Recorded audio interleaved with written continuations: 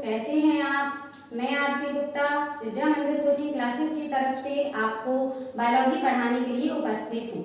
जैसे कि आप जानते हैं कोरोना काल चल रहा है और आपकी स्टडी कंटिन्यू नहीं हो पा रही है, तो आपकी स्टडी को कंटिन्यू रखने के लिए विद्या मंदिर इंस्टीट्यूट ने ऑनलाइन क्लासेस उपलब्ध कराई हुई हैं, जिसमें आपको मैं बायोलॉजी पढ़ाऊंगी। ठीक है बच्चों, तो अब हम बायोलॉजी विषय को जानेंगे कि बायोलॉजी है क्या, या हम किस के बारे में पढ़ने वाले हैं। तो बायोलॉजी दो शब्दों से मिलकर बना हुआ है, बायोस और लोगोस। बायोस और लोगोस। बायोस का मतलब होता है लाइफ या जीवन, और लोगोस का मतलब होता है स्टडी ऑफ, अध्ययन करना।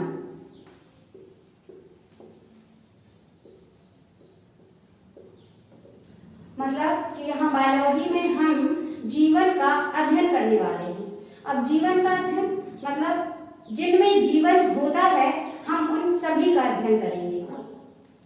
अब बायोलॉजी दो शाखाओं में बटी हुई है। Biology divided into two parts, जंतु विज्ञान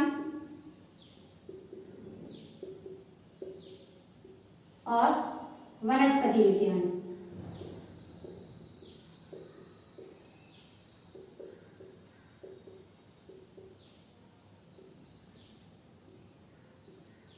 जंतु विज्ञान जूलॉजी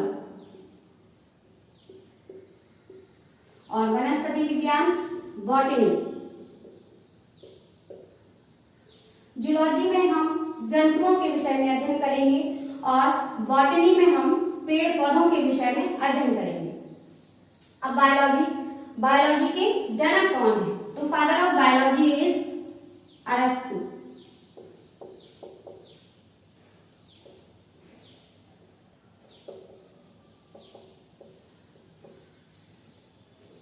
और ऐसे ही जंतु विज्ञान के जनक कौन है? तो इसके भी जनक हैं अरस्तु।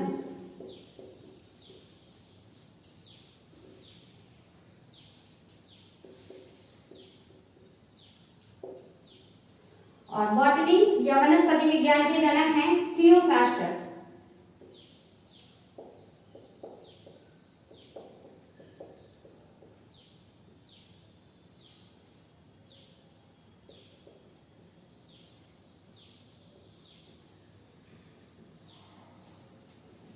ठीक है, जंतु विज्ञान जूलॉजी इनके जनक है अरस्तु। इसके अंदर हम अध्ययन करेंगे जंतुओं का। वनस्पति विज्ञान यानी बॉटनी, इसके जनक है थियोफ्रास्टस और इसके अंदर अध्ययन करेंगे हम पेड़ पौधों का। बच्चों, आज हम पढ़ेंगे क्लास 9 बायोलॉजी का सिलेबस कि हमारे क्लास 9 में सिलेबस में कितने चैप्टर हैं। तो इसमें आपके 6 चैप्टर हैं।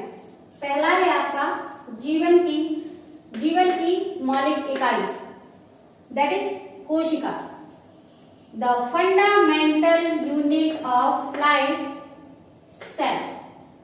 कोशिका को कहते हैं cell. The fundamental unit, FUNDAMENTAL, fundamental unit of life. Second chapter है आपका ऊतक, टिश्यू, TISSUE। थर्ड है जीवों में विविधता, diversity in living organism, DIVERSITY in living, LIVING organism, ORGANISM।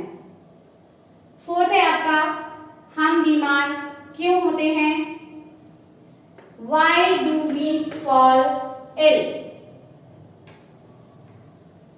Fifth is प्राकृतिक संपदा, natural resources, NATURAL, natural, RESOURCES, resource. And 6 is खाद्य संसाधनों में सुधार, improvement in food resources, IMPROVEMENT, improvement in food resources, RESOURCES। जैसा कि आप देख रहे हैं यहाँ पर 6 चैप्टर दिए गए हैं। अभी तक आपकी 9th बायोलॉजी में 6 चैप्टर ही थे, लेकिन कोरोना की वजह से या कोविड-19 की वजह से आपके सिलेबस का 30% हटा दिया गया है, जिसके कारण इस सिलेबस में से आपका एक चैप्टर हट गया है। वो है आपका हम बीमार क्यों होते हैं। इस चैप्टर को कोविड-19 की वजह से आपके सिलेबस से हटा दिया गया है और ये सिर्फ 2020 to 2021 तक ही है। नेक्स्ट ईयर इस चैप्टर को फिर से आपके सिलेबस में शामिल कर लिया जाएगा। तो अब हमें अपने सिलेबस में सिर्फ 5 चैप्टर ही पढ़ने हैं। फर्स्ट, जीवन की मौलिक इकाई, सेकंड, ऊतक, थर्ड, जीवों में विविधता, नेक्स्ट, प्राकृतिक संपदा एंड नेक्स्ट, खाद्य संसाधनों में सुधार। ये 5 चैप्टर ही इस ईयर में आपको कंप्लीट करने हैं। अब हम ये जान लेते हैं कि आपके इन चैप्टर्स के अंदर आप क्या पढ़ने वाले हैं। जैसे कि आप जानते हैं, पहला चैप्टर है आपका जीवन की मौलिक इकाई। जीवन की मौलिक इकाई यानी कोशिका। तो कोशिका होती क्या है? कोशिका हमारे जीवन का आधार होती है, मतलब हमारे जीवन की एक इकाई। कोशिकाओं से मिलकर ऊतक बनते हैं, ऊतकों से मिलकर अंगों का निर्माण होता है और सारे अंग मिलकर शरीर का निर्माण करते हैं। तो आपने जाना कि यदि कोशिका नहीं होगी तो हमारे बॉडी स्ट्रक्चर का निर्माण नहीं होगा, या हमारे शरीर का निर्माण नहीं होगा। इसीलिए कहा गया है कि कोशिका जीवन की मौलिक इकाई है। अब कोशिका का स्ट्रक्चर, कोशिका के अंदर पाए जाने वाले अंग और कोशिका हमारे लिए कितनी महत्वपूर्ण है, ये सभी चीजें हम इस चैप्टर के अंदर पढ़ेंगे। अब दूसरा चैप्टर है आपका ऊतक या टिश्यू। तो ऊतक क्या होते हैं? अभी आपने सुना कि कोशिकाओं से मिलकर ऊतक बनते हैं और ऊतकों से मिलकर अंगों का निर्माण होता है। मतलब कि ऊतक भी उतने ही महत्वपूर्ण है हमारे जीवन में जितना कि कोशिकाएं। ठीक है, तो ऊतक के बारे में हम सेकंड चैप्टर में पढ़ेंगे। थर्ड चैप्टर है आपका जीवों में विविधता या डाइवर्सिटी इन लिविंग ऑर्गेनिज्म। जीवों में विविधता। तो विविधता जानते हैं आप क्या होता है? विविधता, आपने अपने आसपास चीजें देखी होंगी। कोई भी चीज एक सी नहीं होती, सब में डिफरेंसेस होते हैं या भिन्नताएं होती हैं। जैसे कि यदि आप जानवरों को देख लें, मनुष्यों को देख लें, पेड़ पौधों को देख लें, तो क्या आपको कोई भी एक समान लगते हैं? तो ये जो विविधताएं हैं या भिन्नताएं हैं, उनको कहा जाता है विविधता। तो जीवों में विविधता के अंदर हम डिफरेंसेस का अध्ययन करेंगे। फिर नेक्स्ट चैप्टर है आपका ये हम बीमार क्यों होते हैं। ये तो आपके सिलेबस में ही नहीं आना है, तो इस बार आपको पढ़ने की कोई जरूरत नहीं है। नेक्स्ट ईयर में आपको ये पढ़ाया जाएगा। फिफ्थ है आपका प्राकृतिक संपदा या नेचुरल रिसोर्सेज। तो प्राकृतिक संपदा, प्रकृति से मिलने वाली संपदाएं जिन्हें हम अपने जीवन में इस्तेमाल करते हैं, वो कहलाती हैं प्राकृतिक संपदा। अब आप किन किन चीजों का इस्तेमाल करते हैं जो हमें प्रकृति से मिलती है? जैसे जल, वायु, मृदा, या ये जो पेड़ पौधों से हमें फल फूल मिलते हैं, ये भी तो प्रकृति के द्वारा दिए गए ही हैं। तो ये सारी चीजें आपकी प्राकृतिक संपदा के अंतर्गत आएंगी। और फिर नेक्स्ट चैप्टर है आपका खाद्य संसाधनों में सुधार या improvement in food resources. Food resources खाद्य पदार्थ। खाद्य पदार्थ क्या होते हैं? वे पदार्थ जिन्हें हम खाने में इस्तेमाल करते हैं। फल, सब्जियां, अनाज, दालें, ये सारी चीजें हमारी खाद्य पदार्थ के अंतर्गत आती हैं। अब पहले तो खादों का इस्तेमाल नहीं होता था, तो जो आपकी क्वांटिटी थी या मात्रा थी खाद्य पदार्थों के उगने की, वो उतनी ज्यादा नहीं थी।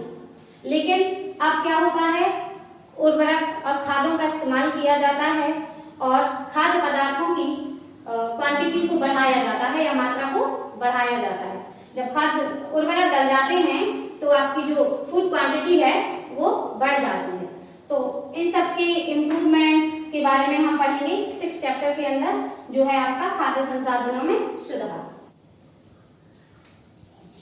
क्लास 9th में आपका फर्स्ट चैप्टर आपने देखा था अभी सिलेबस में, वो था जीवन की मौलिक इकाई, the fundamental unit of life, that is कोशिका।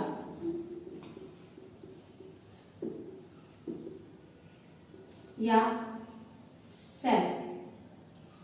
ये जीवन की मौलिक इकाई है और आपके शरीर की सबसे छोटी इकाई है। अब इसकी खोज किसने की? तो कोशिका की खोज की थी रॉबर्ट हुक ने।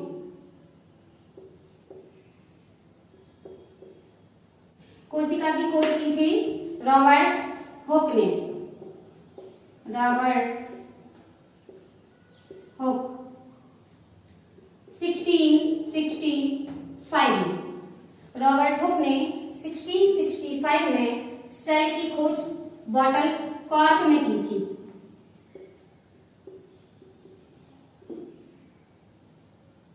Bottle cork. अब कॉर्क क्या होती है? कॉर्क होती है बॉटल का वो ढक्कन जो लकड़ी से बना हुआ था, और ये बनता है कॉर्क पेड़ की छाल से। ठीक है, रॉबर्ट हुक ने जो बॉटल कॉर्क थी उसकी एक पतली लेयर को कट किया और अपने द्वारा बनाए गए या सेल्फ माइक्रोस्कोप से इस बॉटल कॉर्क की पतली लेयर को देखा। तो उन्होंने क्या देखा?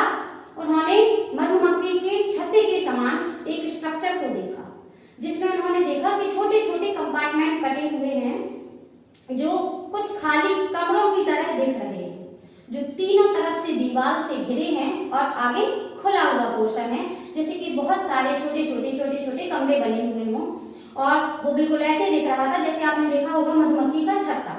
तो उन्होंने पहले उसको कहा कि ये बिल्कुल मधुमक्खी के छत्ते की तरह दिख रहा है। अब वो जो उन्होंने कमरा देखा था, छोटा कमरा या खुला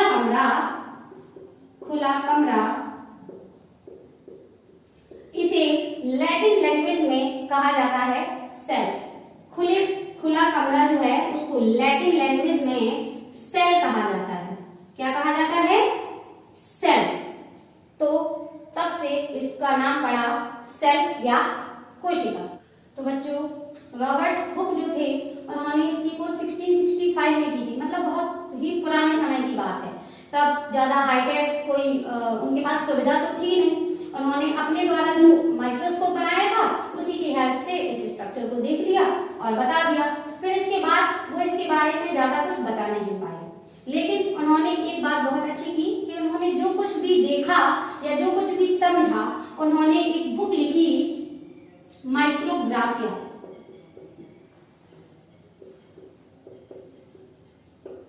उन्होंने अपनी पुस्तक में जितनी भी जानकारी हासिल की वो सभी इस माइक्रोग्राफिया बुक में लिख दी, जिससे हम इसके बारे में जान सकें। ठीक है बच्चों, तो आज के लिए इतना काफी है। अब हम आगे मिलेंगे आपसे नेक्स्ट वीडियो में। बेहतर वीडियो पाने के लिए आप हमारे चैनल को सब्सक्राइब करें, जिससे कि आपको हमेशा ये वीडियो मिलते रहें।